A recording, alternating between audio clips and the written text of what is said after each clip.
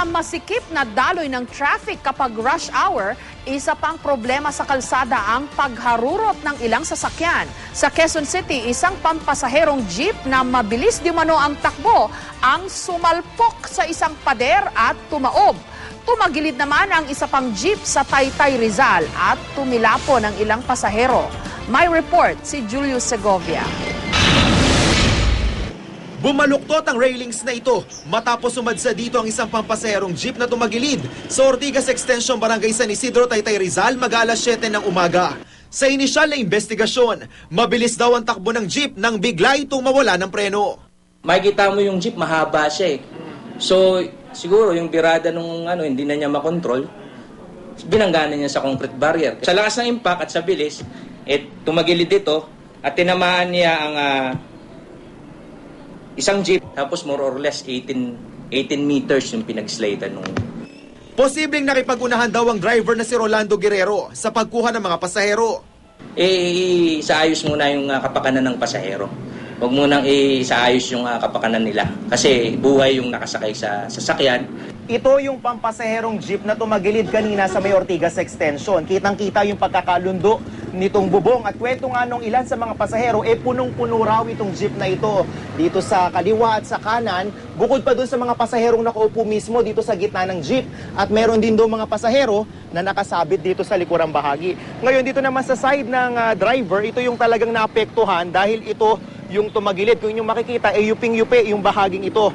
Natanggal pa nga itong kaha.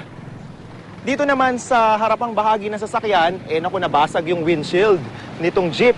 At itong ang gulong, naflatan. Dito naman sa kabilang bahagi, yung gulong, naalis din.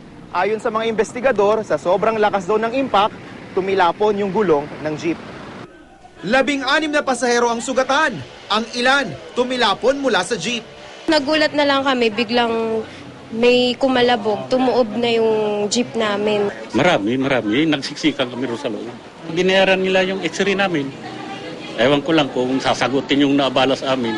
Siyempre, natakot. Ayun. Oo, yung balikat, yung ulo, saka yung balakang nga. So yun, nagpa-x-ray.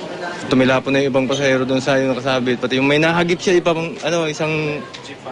Oo, dalawang jeep nahagip niya.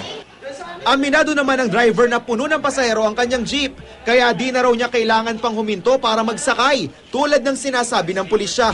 Talagang nawalan daw siya ng preno. Pamilya ko nga, iniingatan ko ang ibang tao pa kaya. Diyan na kami nabubuhay, sila ang bumubuhay sa akin. Bakit hindi ko naman kagustuhan yung nangyari?